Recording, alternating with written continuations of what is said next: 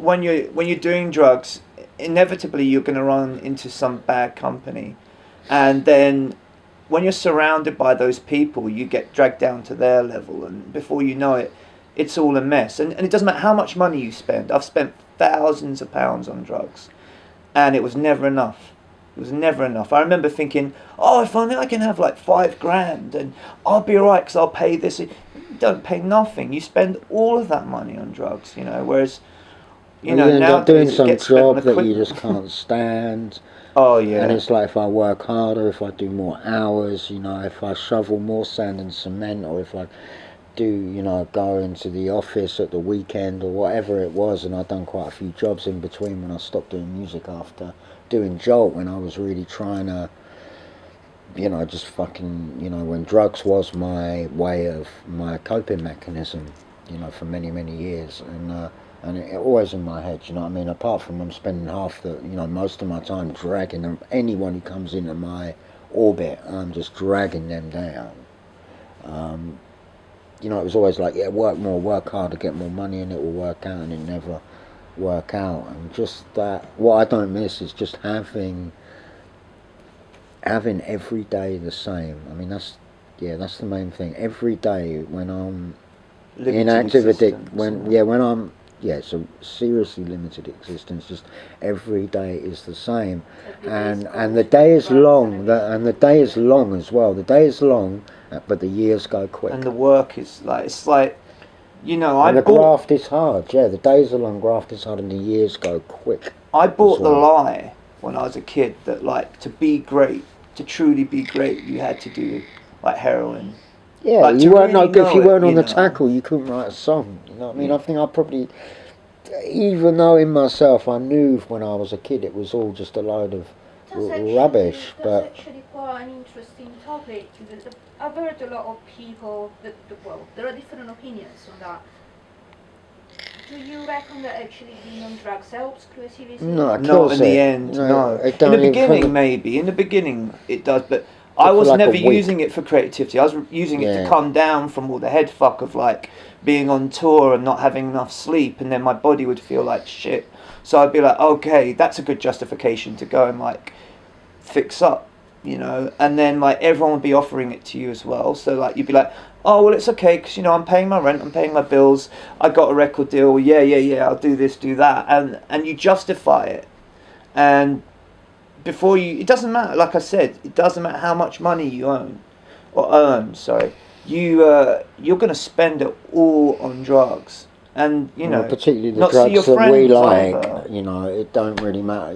That's the joke of it all. Is £10 worth of heroin or £500 worth of heroin. You're in the same place, and that's the what is it? Is the the Keith Richards said he could afford it. Yeah. And if Keith Richards can't afford it, then no one can afford it. You know what I mean? Yeah. Not really, because you never have enough. Well, if you don't have it as well, and you got to do a gig, that's raw. You're in a lot of pain if you don't have it, and it's just What happened with the old friendships when you quit? I mean, you talked about the new drummer and your relationship. Yeah. Taking a break. Yeah. And it's always difficult because at some point all of your friends are your drug friends. Yeah. Yeah. And who do you go out with? Would you socialise with? How do you keep stop. I did a lot of non-socialising. I did a lot of non-socialising in my using, and then I did a lot of non-socialising in my recovery, and that's probably why I got in such a bad way. But then you rebuild, and I've certainly been lucky. I rebuilt a lot of. I built a lot of bridges back to, people I really cared about and people that I really hurt. I've been lucky to have the opportunity to do that. Yeah, same. I've been lucky that people have had the grace to forgive me. Because I've done some terrible things, But it's the same. We grew up, essentially as street kids. There was no isolation from it. What made you quit? What was the moment you actually seriously? Because a lot of people are like, okay, I'm gonna quit, and it just doesn't happen. If I'm honest with you, I quit. Well, I fell in love, That helps. And also just I just knew that no one would have anything to do with me. I'd be totally alone. And when you're high, that's alright, because you don't want to be bothered. You don't want to answer the phone. You don't want to answer the door. But when you eventually realise the phone stopped ringing and the door stopped knocking, and that actually you are utterly alone, then it worked for some people, but for me, I was just like, no, I need a life back. I'm tired of getting up every day, feeling sick, waiting for the dealer to knock on the door. And most times I'd have to go out, be dragging my bones to meet someone in Deptford High Street. And, I don't want to go into too much, but I was, I had guns pulled on me, I had knives pulled on me. I had my ears slashed. When we met, we were both carrying knives. I mean, yeah, that's how we met, wasn't it? We were talking over knives. Not how we met, both but had blades. Our girlfriends worked. We were both seeing girls who worked in the same second-hand clothes stores about 15 years ago in the West End, and they thought that we'd get on, and they took us to the fucking theatre. They took us to the theatre, which was great. We went and we met and then later that night we went on somewhere, and we were talking about knives, and one of us was like, oh, I got this one. It's like, oh, I got this one, and we kind of bonding over that shit. But that's a long time ago. Because that's another thing, like you realise when no one else. And that's normal. That's fucking normal behaviour when you're in that world. Yeah. Huh? What made you quit? What made me quit? Yeah. What was the moment that you actually seriously? Okay. Well, I kind of forced to quit, you know what I mean? It was in my head, it was like, I'm going to hit 30 and I'm going to get clean and I'm going to become a proper artist and I'm going to take it seriously and I'll be good enough by then to do it, and I know my trade enough.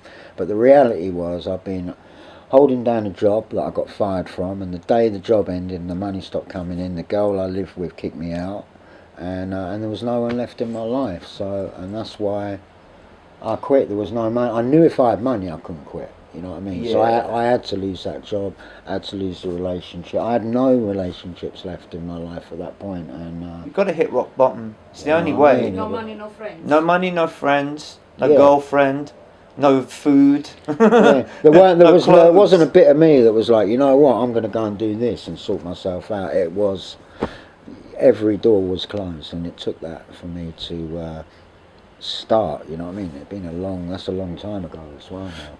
And also I was like being offered to do some serious criminal work, and I was like, this is what I'm going to have to eventually do. And you're watching all your friends go to jail over crazy,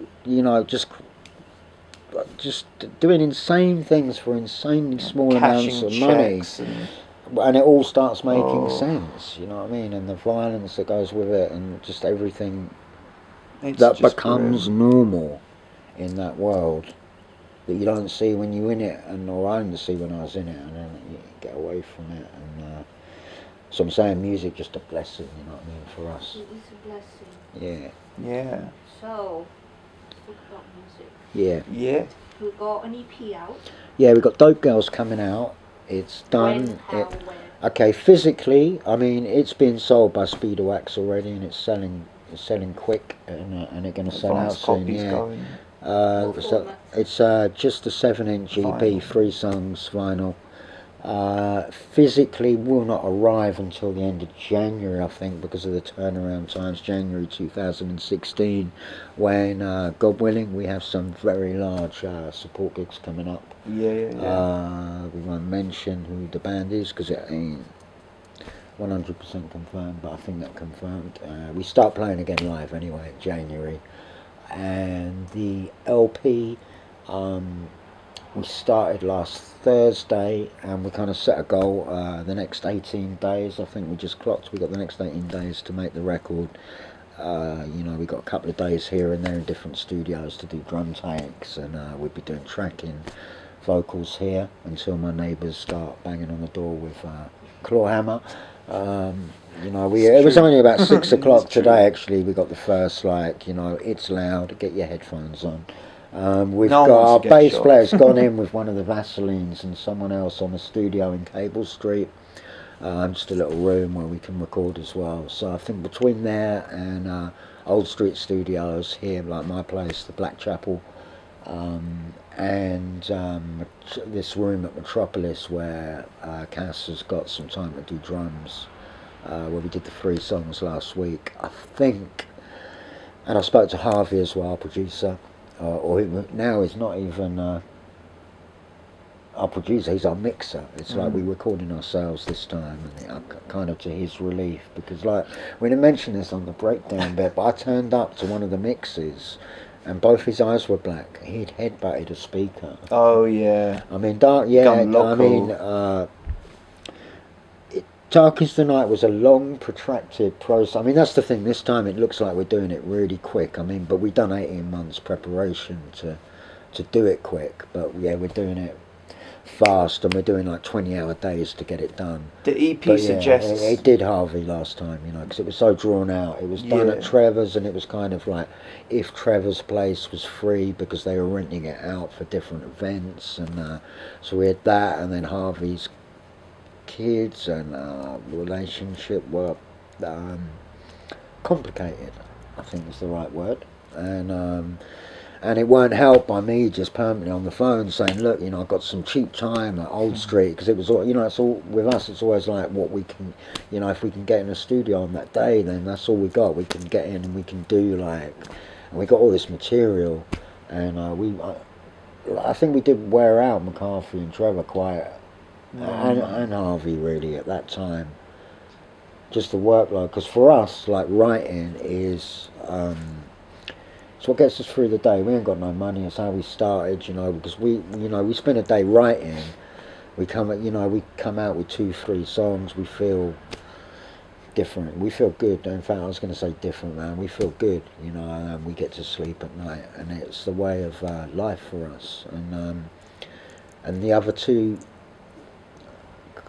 I don't know if they got no, they weren't resentful about that, but they didn't have that. You know what I mean? They didn't have that in there.